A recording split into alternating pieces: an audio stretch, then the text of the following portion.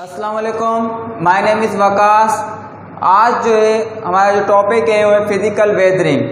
Previous lecture के अंदर जो है हमने डिन्यूडेशन के बारे में पढ़ा था। तो डिन्यूडेशन के अंदर जो प्रोसेस इन्वॉल्व होते हैं उसमें फर्स्ट प्रोसेस जो था वो फिजिकल वेदरिंग। तो physical weathering involve the physical और mechanical breakdown of rocks without a change in its chemical composition. के केमिकल कंपोजिशन जो साख्त होती है कि कीमियाई जो कंपोजिशन होती है तो उसमें जो है तब्दीली के बगैर जो है कि मैकेनिकल और फिजिकल जो है बिगाड़ पैदा होता है चट्टानों में, उसको हम बोलते हैं फिजिकल वेदरिंग।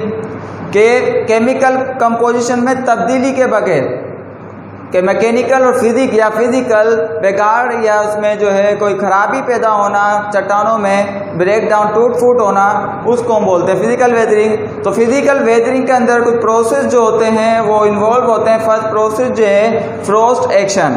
फ्रोस्ट एक्शन जो होता है this phenomena takes place when water freeze in the rock cracks of rocks.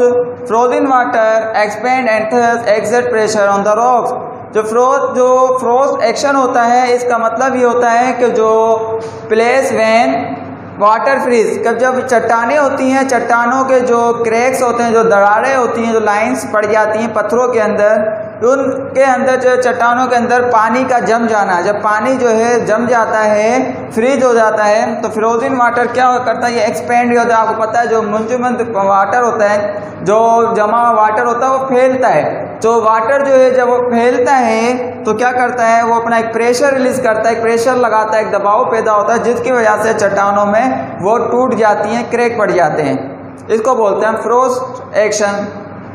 फिर एक pressure release the rocks deep down the earth are expose, के नीचे ज़मीन के गहराई के अंदर चट्टानों का एक्सपोज होना में जाहिर होना, पता लगना कि and get release from pressure due to removal of rock. और चट्टानों पे से जो चट्टानें जो दूसरी जो रॉक्स होते हैं उनका जो है हटना, तो above them as a result cracks appear in a rock parallel to land. तो क्या होता है इसके नतीजे में हमें जो है फिर जो है क्रैक्स, जो चट्टानों के ऊपर जो क्रैक्स होते हैं वो हमें जाहिर होते हैं, दिखते हैं, क्योंकि एक प्रेशर जो है रिलीज होता है जिसकी वजह से जो है मतलब एक प्रेशर ख़त्म होता है, तो जिसकी वजह से हमें चट्टानों के ऊपर जो है क्रैक्स जो नज़र आते हैं। क्योंकि ज़मीन की गहराई के अंदर जो है जो चट्टानें जो हैं जो होती हैं एक्सपोज होती हैं, पता लगता है जिनका।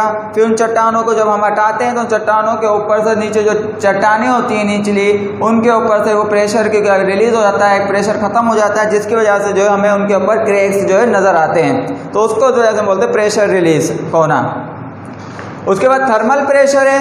Thermal pressure rocks expand at high temperature and contract at low temperature. के थर्मल प्रेशर जो होता है मीन्स के टेम्परेचर का, एक हाई टेम्परेचर का जो है चट्टानों के ऊपर जो है जो हमारा सन होता है, जिसकी वजह से एक हीट जो है सन हमें देता है, जिसकी वजह से रॉक चट्टानों के ऊपर पड़ती है। तो एक हाई टेम्परेचर की वजह से क्या होता है, चट्टानें जो है एक्सपेंड होती हैं, फैलती हैं। तो एंड एक कॉन्ट्रैक्ट लो टेम्परेचर पर जो एक मायदा तय करती हैं। तो this phenomena creates stress in a rocks. तो क्या होता है जो एक टेम्परेचर की वजह से जो है वो जो है रॉक चट्टानों के अंदर जो है एक तनाव पैदा होता है, स्ट्रेस पैदा होता है, जिसके तनाव मतलब एक कुव्वत पैदा होती है, जिसको हम बोलते हैं थर्मल प्रेशर बोलते हैं। उन तनाव की वजह से क्या होता है, चट्टानें टूट जाती हैं। फिर एक है होलोकास्ट्री। तो होलोक्लास्ट्री जो है, होलोक्लास्ट्री या इसको हम साल्ट वेदरिंग भी बोलते हैं, कि is the result of salt crystallisation in rocks, के चट्टानों के अंदर जो है ये साल्ट क्रिस्टलाइजेशन के नतीजे में जो है होलोक्लास्ट्रिक या साल्ट वेदरिंग जो है होती है।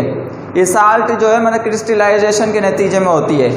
तो salt crystal form from the salty solution that sift through the holes और rocks in rocks and evaporate. कि जब ये साल्टी रॉक्स होता है तो साल्ट रॉक्स होते हैं, ये बनते हैं साल्टी सॉल्यूशन से बनते हैं, क्योंकि जब पानी जो वाटर होता है वो साल्ट वाला होता है, साल्टी होता है, या कोई जो रॉक्स के ऊपर साल्ट जमा होता है चट्टानों पे, तो ये जो होते हैं साल्टी क्रिस्टल जो होते हैं ये साल्टी सॉल्यूशन से बनते हैं। और ये क्या होता है, जब ये पत्थरों में रॉक्स में जो है ये रॉक्स में से गुजरते हैं, जब ये साल्टी वाटर जो है सॉल्यूशन जो होता है, ये जो चट्टानों में जो रॉक्स होल्स होते हैं, सुराख होते हैं या क्रैक्स होते हैं, उनमें से आर पार होते हैं, उनमें से गुजरते हैं, तो क्या होता है ये इवापोरेट होके उड़ते हैं। तो ड्यू टू हाई टेम्परेचर, क्योंकि इस वजह से होता है क्योंकि जब टेम्परेचर जब पड़ता है, आपको पता है जब सन की हीट पड़ती है, सूरज की जब शुआएं जो है पानी में पड़ती है तो पानी इवापोरेट होता है। तो जब ये पानी ये जो होता है उसमें जो साल्ट होता है, वाटर साल्टी सॉल्यूशन, फिर रॉक्स के जो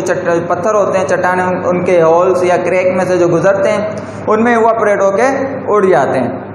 फिर क्यों वो इस वजह से होता है क्योंकि हाई टेम्परेचर की वजह से, टेम्परेचर पड़ता है, पानी गर्म होता है, इस वजह से फिर वो इवापोरेट होता है। The salt crystal expand, salt के जो क्रिस्टल जो होते हैं वो एक्सपेंड होते हैं, फैलते हैं, एक तनाव पैदा करते हैं, जिसके नतीजे में जो होता है ब्रेक द रॉक्स, रॉक्स जो है चट्टानें वो टूट जाती हैं।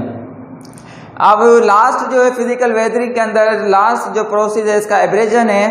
तो abrasion when wind, water or ice along with sediments rush over rocks, the rocks are ground and become smooth।